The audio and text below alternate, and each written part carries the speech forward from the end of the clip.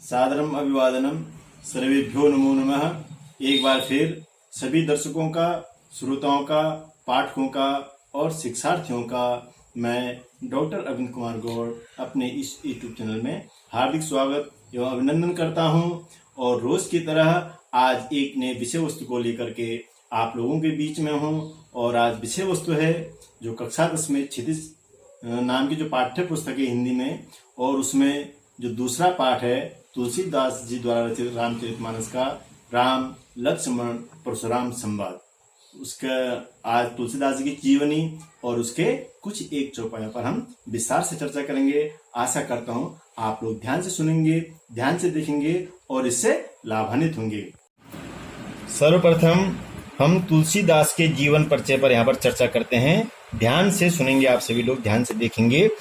तुलसीदास का जन्म उत्तर प्रदेश के बांदा जिले के राजापुर गांव में सन 1532 में हुआ था। उत्तर प्रदेश में बांदा जिला है और राजापुर नाम का गांव है, उस जिले में 1532 में उनका जन्म हुआ था।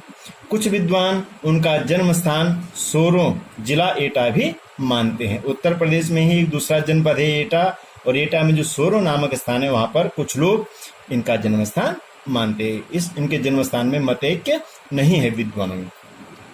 तुलसी का बचपन बहुत संघर्षपूर्ण था। जीवन के प्रारंभिक वर्षों में ही माता पिता से उनका बिछोह हो गया। कहा जाता है कि गुरु कृपा से उन्हें राम भक्ति का मार्ग मिला। वे मानव मूल्यों के उपासक कवि थे। कहा जाता है कि माता पिताजी का देहांत इनका जल्दी हो गया था और बहुत संघर्षपूर्ण इनका बचपन रहा, और ये गुरु की कृपा से ही ये राम भक्त बने, राम भक्त कवि बने। राम भक्ति परंपरा में तुलसी अतुलनीय हैं। रामचरितमानस कवि के अनन्य राम भक्ति और उनके सृजनात्मक कौशल का मनोरम उदाहरण है। रामचरितमानस जो महाकाव्य है पूरे भारत में प्रसिद्ध है। भारत में नहीं अपितु विदेशों में भी बहुत प्रसिद्ध है, तो वही बहुत इनको प्रसिद्ध करने वाला महाकाव्य है। उनके राम मानवीय मर्यादाओं और आदर्शों के प्रतीक हैं, जिनके माध्यम से तुलसी ने नीति, स्नेह, शील, विनय, त्याग जैसे उदात्त आदर्शों को प्रतिष्ठित किया है। इन्होंने रामचरितमानस में भगवान श्री राम के द्वारा किन किन आदर्शों को प्रतिष्ठित किया, यहाँ पर देख सकते हैं। नीति, स्नेह, शील, विनय, त्याग, ऐसे आदर्शों को इन्होंने रामचरितमानस में प्रतिष्ठित किया हुआ है। रामचरितमानस उत्तरी भारत की जनता के बीच बहुत लोकप्रिय है। मानस के अलावा कवितावली, गीतावली, दोहावली, कृष्ण गीतावली, विनय पत्रिका आदि उनकी प्रमुख रचनाएं हैं। अवधी और ब्रज दोनों भाषाओं पर उनका समान अधिकार था। अवधी भाषा में भी लिखते थे तो ब्रज भाषा में भी तुलसीदास जी रचना किया करते थे। सन 1623 में काशी में उनका देहावसान हुआ। 1532 में जन्म हुआ और 1623 में काशी में उन्होंने अपना शरीर त्याग दिया। तुलसी ने रामचरितमानस की रचना अवधी में और विनय पत्रिका तथा कवितावली की रचना ब्रज भाषा में की। ये ध्यान देने योग्य बात यहाँ पर, जो रामचरितमानस है उसकी रचना किस भाषा में? अवधी में है।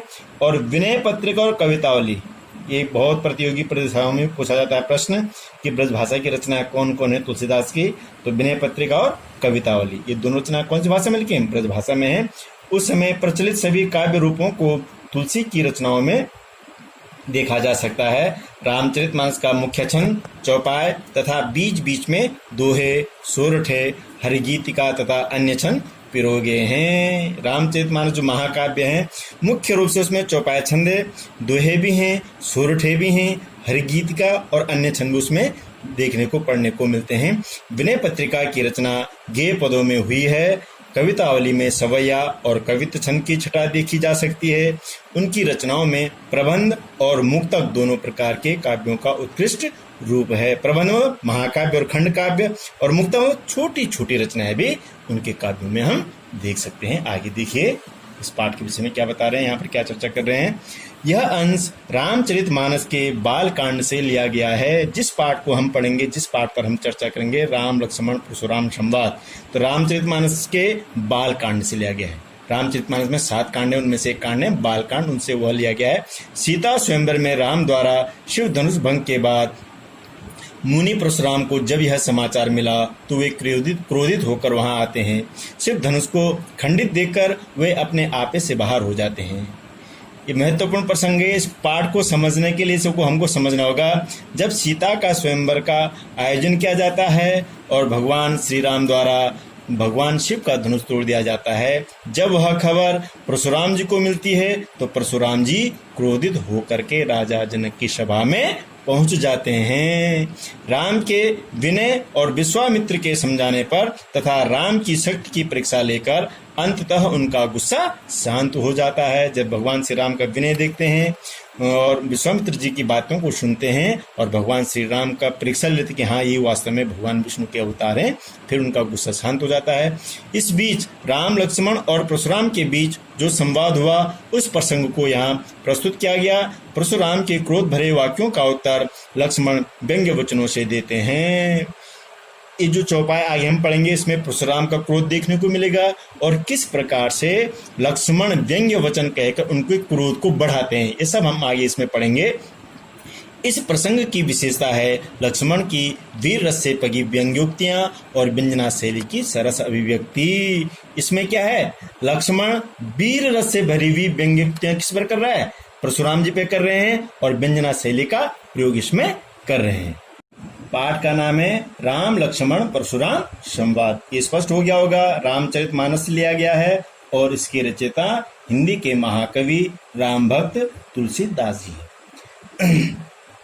नाथ शंभु धनु भंजनिहारा, होई केउ एक दास तुम्हारा। आय सुकाह कहिय किन मोही, सुनि रिसाई बोले मुनि कोहि। सेवक सो जो करे सेवकाई, अरि करनी करि करि अलराई। सुनहु राम जे शिव धनु तोरा, सहस बाहु सम सोर पुमोरा। शोभिल गाव बिहाय समाजा, नत मारे जे हैं सब राजा।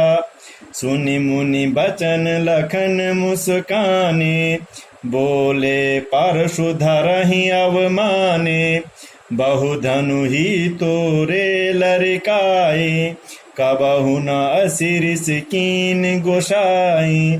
एहि धनु पर ममता के ही हेतु, सुन रिसाय कह भृग कुल केतु। रे नृप बालक काल बसा, बोलत तो ही न संभार।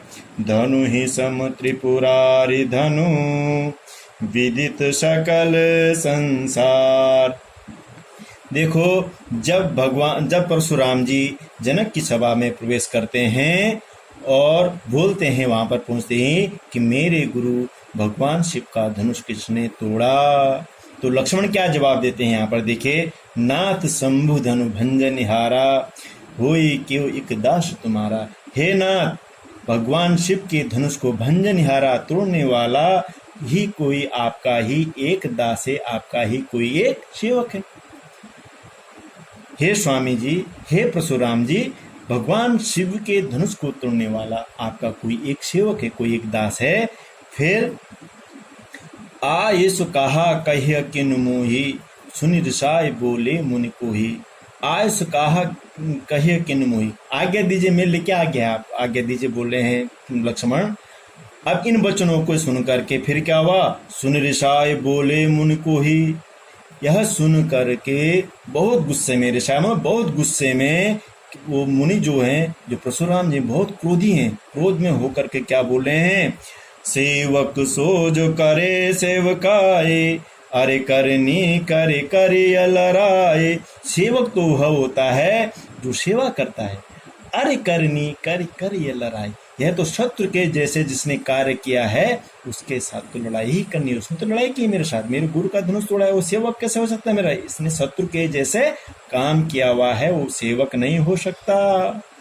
सुनहु राम जे शिव धनु तोरा, सहस बाहु सम सोरिप मोरा। हे राम सुन लीजिए जिसने शिव का धनुष तोड़ा, सुनहु राम जेहि शिव धनु तोड़ा। हे राम सुन लीजिए जिसने शिव का धनुष तोड़ा, सहस बाहु सम सोरिप मोरा। सहस्त्रबाहु नाम का जो राजा था उसके समान वह मेरा शत्रु है। सहस्त्रबाहु और परशुराम की भी बहुत बड़ी कहानी है, तो ये यहाँ पर इतना जान लीजिए। सहस्त्रबाहु और परशुराम जी में शत्रुता थी। जिस प्रकार से सहस्त्रबाहु मेरा शत्रु था, ठीक उसी प्रकार से वह व्यक्ति भी मेरा शत्रु है जिसने भगवान शिव का धनुष तोड़ा है। फिर आगे क्या बोल रहे हैं परशुराम जी, ध्यान सुनिए। सो बिल गाओ बिहाय समाजा, नत मारे जे हैं सब राजा। वह जिसने भगवान शिव का धनुष तोड़ा इस समाज से अलग हो जाए। सब राजा बैठे हुए हैं तो बोल रहे हैं, भगवान परशुराम जी बोले कि आप अलग हो जाए, जिसने शिव का धनुष तोड़ा वो इन सब से अलग खड़ा हो जाए। नत मारे जे हहीं सब राजा, नहीं तो सारे के सारे राजा मारे जाएंगे जो यहाँ पर स्वयंवर में पहुंचे हुए हैं। सुनि मुनि बचन लखन मुस्काने, बोले परशुधर ही अवमाने। यह सुन करके लक्ष्मण मुस्कुराने लगे और परशुधर ही अवमाने, और परशुराम जी की अवमानना करते हुए बोले, परशुराम जी की आज्ञा न मानते हुए क्या आगे बोले, क्या बोले, ध्यान से सुनिए। बहु धनु ही तोरी लड़काए, कवहु न असिरिस कीन गोसाए। हे स्वामी, हे परशुराम जी, हे ऋषिवर, बहु धन ही तोरी लड़काए। हमने बचपन में, लड़काए मतलब बचपन में, धनुष में बहुत सारे छोटे छोटे धनुष तोड़े। हमने बचपन में जब हम खेलते थे तो उसमें हमने बहुत सारे छोटे, धनुष का मतलब छोटे छोटे धनुष तोड़े। कबहु न असिरिस कीन गोसाही। हे स्वामी जी, आपने तब तो कभी ऐसा गुस्सा नहीं किया, तब तो कभी आप आकर के आपने बोले कि धनुष किसने तोड़ा। फिर आगे क्या बोल रहे हैं, उनको क्या चिढ़ा रहे हैं, क्या व्यंग्य कर रहे हैं उनको। देखो यहाँ पर परशुराम लक्ष्मण क्या कह रहे हैं, शिव की धनुष की तुलना छोटे धनुषों से कर रहे हैं। देखो आगे क्या बोले, ये धनु पर ममता के हेतु, सुनि ऋषाय कह भृगुकुल केतु। आगे लक्ष्मण क्या बोले कि हे स्वामी, हे परशुराम जी, यह धनु पर ममता की हेतु, इस धनुष पर आपकी ममता क्यों है, इतना प्रेम क्यों है आपका इस धनुष पर। सुनि ऋषाय कह भृगुकुल केतु। यह सुन करके भृगुकुल केतु, जो भृगुकुल के जो है कौन, परशुराम जी, वो क्या बोल रहे हैं, ध्यान से सुनिए क्या बोले। रे नृप बालक काल बस, बोलत तो ही न संभार। हे नृप बालक, हे राजा के पुत्र, तू काल के अधीन हो गया, अर्थात तेरी मृत्यु होने वाली है, इसलिए तू जवान संभाल करके बात नहीं कर रहा है। धनु ही सम त्रिपुरारि धनु, विदित सकल संसार। क्या उन छोटे छोटे धनुषों के समान भगवान शिव का धनुष हो सकता है? तो भगवान शिव के धनुष की तुलना छोटे धनुषों से कर रहा है। सारा संसार जानता है कि जो धनुष यहाँ पर टूटा हुआ है वह भगवान शिव का धनुष था, उसकी तुलना तुम छोटे छोटे धनुष से करो। हे नृप के बालक, तू काल के अधीन हो गया है, तेरा अंत होने वाला है, इसलिए तो जवान संभाल के बात नहीं कर रहा है, और भगवान शिव के धनुष की तुलना छोटे छोटे धनुषों से कर रहा है। इस प्रकार जैसे ही परशुराम जी जनक की सभा में पहुंचते हैं और बोलते हैं कि मेरे गुरु शिव का धनुष किसने तोड़ा, तो लक्ष्मण जी जवाब देते हैं आपका धनुष तोड़ने वाला आपका ही कोई दास है, और क्या आज्ञा दीजिए, आप क्या कहना चाहते हैं। यह सुनकर के परशुराम जी को बहुत क्रोध आया और बोले कि सेवक वो होता है जो सेवक का काम करता है, यह तो शत्रुता के जैसे, शत्रुओं के जैसे काम किया हुआ है, उनके साथ तो लड़ाई होगी। हे राम, जिसने यह शिव धनुष तोड़ा वह सहस्त्रबाहु के समान मेरा शत्रु है, और जिसने यह शिव धनुष तोड़ा वह सब राजाओं से अलग हो जाए, नहीं तो सारे राजा मारे जाएंगे। और सुनि मुनि के वचन सुन करके, परशुराम जी के वचन सुन करके लक्ष्मण मुस्कुराने लगे, और क्या उनकी आज्ञा का अवहेलना करते हुए क्या बोले लक्ष्मण जी, बहुत सारे छोटे छोटे धनुष हमने बचपन में तोड़े। हे ऋषि, तब तो आपने कभी ऐसा गुस्सा नहीं किया, इस धनुष पर आपकी ममता किस कारण से है। फिर यह सुन करके जो परशुराम जी हैं बहुत गुस्से में बोले कि हे राजा के बालक, तू काल के अधीन हो गया है, अर्थात तेरी मृत्यु आने वाली है, इसलिए तो जवान संभाल कर बात नहीं कर रहा है। तू छोटे छोटे धनुषों की तुलना भगवान शिव के धनुष से कर रहा है। सारा संसार जानता है कि वो भगवान शिव का धनुष है और तू उस शिव के धनुष की तुलना क्या छोटे छोटे धनुषों से कर रहा है। आशा करता हूँ आप लोगों ने ध्यान से देखा होगा और निश्चित रूप से आप इससे लाभान्वित होंगे। आप सभी का बहुत बहुत धन्यवाद।